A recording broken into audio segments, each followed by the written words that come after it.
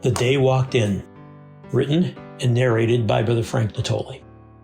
While many of us have a favorite hymn from the beautifully inspired hymns of praise that have touched our hearts and brought tears to our eyes, the songs of Zion are unique to our church. They're songs that belong to a new time. They belong to a new era.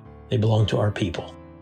They're songs sent from the throne of God as a gift to the Church of Jesus Christ. They're inspirational and related to Christ and his promises of the latter-day times and events.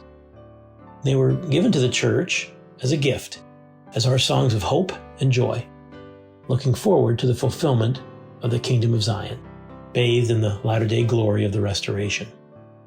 Today, I'd like to look at number 175, The Day Walked In, by looking at the meaning and the application of the song, because it's too easy to just sing without paying attention to the words and their meaning.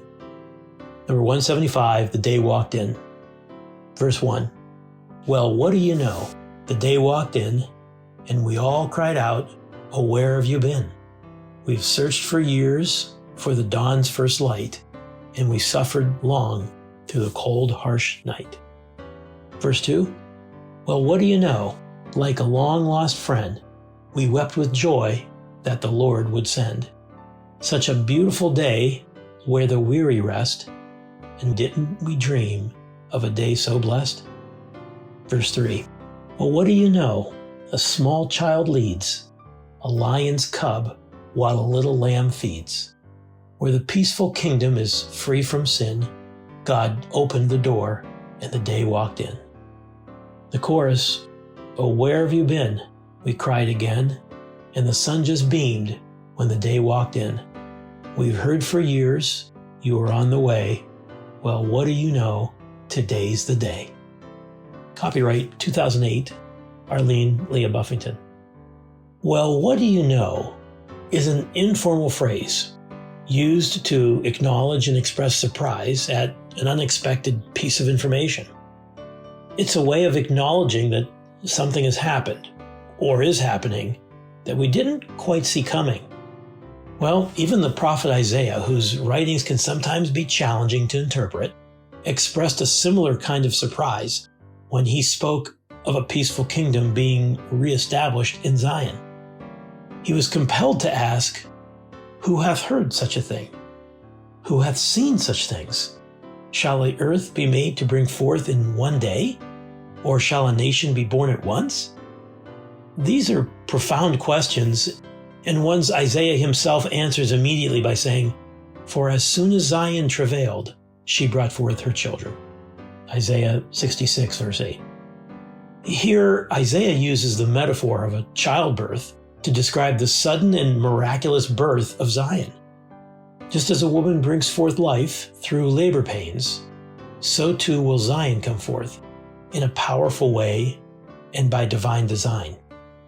While no one knows exactly how the physical kingdom of Zion will be born, Isaiah's prophecy makes one thing clear.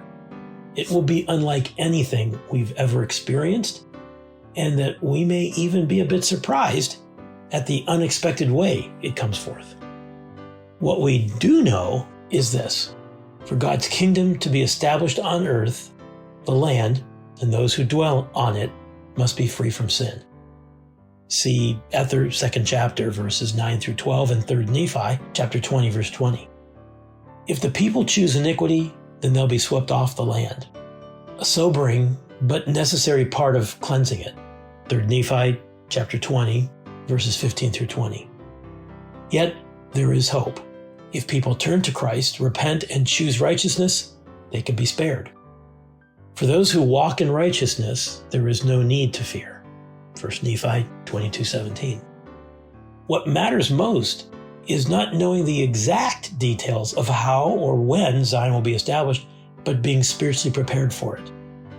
That means repenting daily, fasting and praying, studying His Word, separating ourselves from sin, and possessing the pure love of Christ in our hearts. Matthew 25, verses 1 through 13.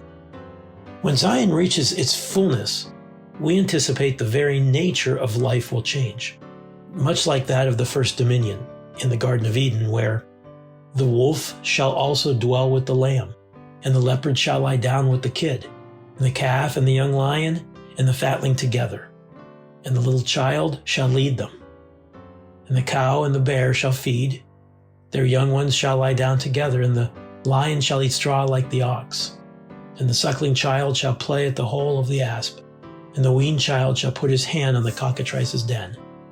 They shall not hurt nor destroy in all my holy mountain, for the earth shall be full of the knowledge of the Lord as the waters cover the sea. Isaiah 11, verses 6 through 9.